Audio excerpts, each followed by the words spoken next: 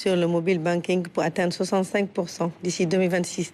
Un pari ambitieux qui pourrait transformer le quotidien de millions de citoyens. Aminata Mbengue-Fandiaye nous en dit plus dans la rubrique économie. Au Sénégal, le secteur bancaire joue un rôle essentiel dans le développement économique et social.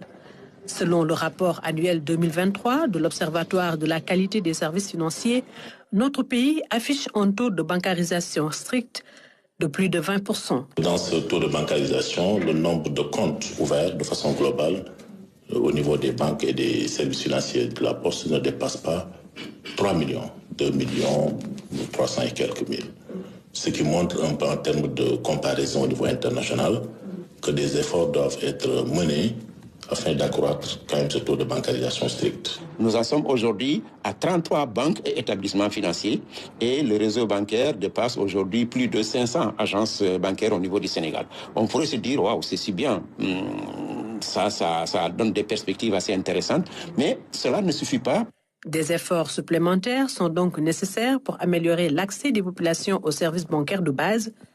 Le secteur de la microfinance a significativement renforcé l'inclusion financière. Si vous regardez en termes, disons, de sociétariat et de clientèle, c'est le segment du secteur financier qui touche le plus grand nombre de personnes au Sénégal.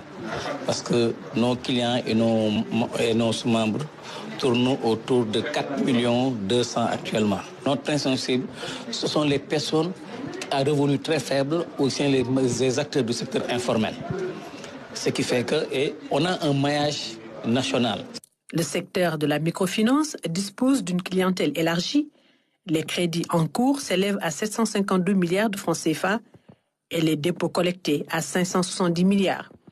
Le secteur de la monnaie électronique a atteint plus de 59% de la population, ce qui témoigne d'une adoption croissante de la finance digitale. Aujourd'hui, on est arrivé à avoir beaucoup de clients, de personnes et qui aujourd'hui peuvent faire des transferts d'argent, peuvent faire même des paiements.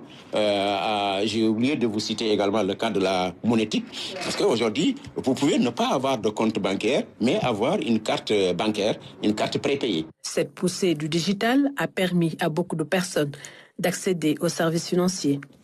Actuellement, le taux d'inclusion financière qui tient compte de l'apport des banques, de la microfinance, des services financiers de la Poste, mais également de la monnaie électronique, tourne autour de 80% à fin décembre 2023. Les institutions financières, ils ont l'obligation d'accompagner les consommateurs qui sont leurs clients en partant de leurs produits et les services offerts. Tout est payant, rien n'est gratuit. Si certains produits, on les déclare gratuits d'une main, l'autre main va être payant. De ce fait qu'il y a une concertation et un dialogue permanent qui doit être établi entre tous les acteurs. L'inclusion financière est aujourd'hui inscrite au rang des priorités de la Banque centrale des États de l'Afrique de l'Ouest.